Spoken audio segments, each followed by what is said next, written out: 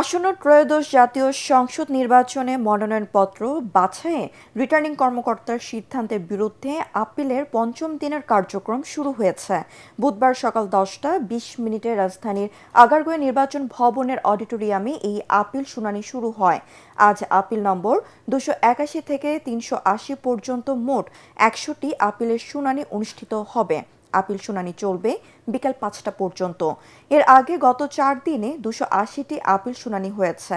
প্রথম দিনে 52টি, দ্বিতীয় দিনে 57টি, তৃতীয় দিনে 40টি এবং চতুর্থ দিনে 53টি আপিল মঞ্জুর হয়েছে। আপিল শুনানি চলবে 18 জানুয়ারি পর্যন্ত। প্রার্থিতা প্রত্যাহারের শেষ তারিখ 20 জানুয়ারি।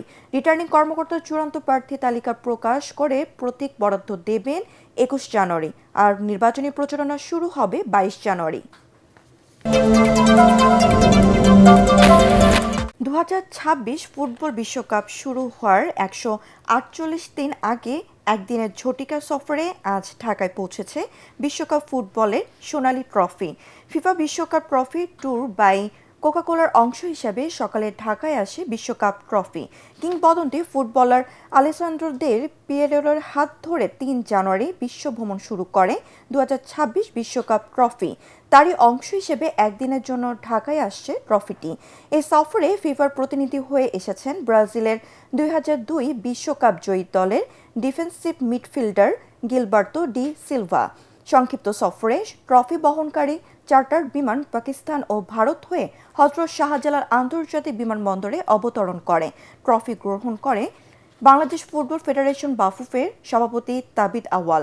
এরপর ট্রফিটি রাখা হবে হোটেল রেডিসন ব্লুতে। তবে শুধু কোকাকোলার আন্ডার দ্য ক্যাপ ক্যাম্পেইনে নির্দিষ্ট বিজয়ীরাই বিকালে ট্রফি দেখার এবং ছবি তোলার সুযোগ পাবেন। সন্ধ্যার পর বাংলাদেশ ছাড়বে ফুটবলের সবচেয়ে বড় মহাযজ্ঞের এই ট্রফি। আগামী 11 জুন মেক্সিকোর আজতেকা স্টেডিয়ামে হবে বিশ্বকাপের উদ্বোধনী অনুষ্ঠান।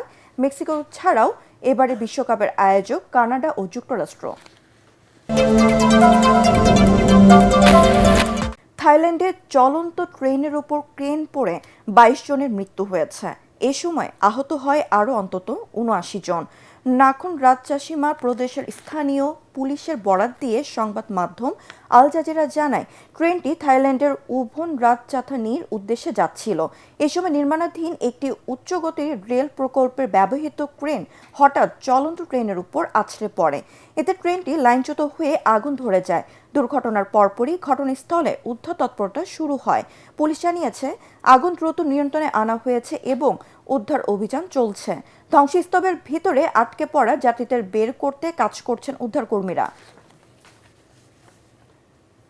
To the accident site at the moment, and from what we can understand, 200 people on this early morning train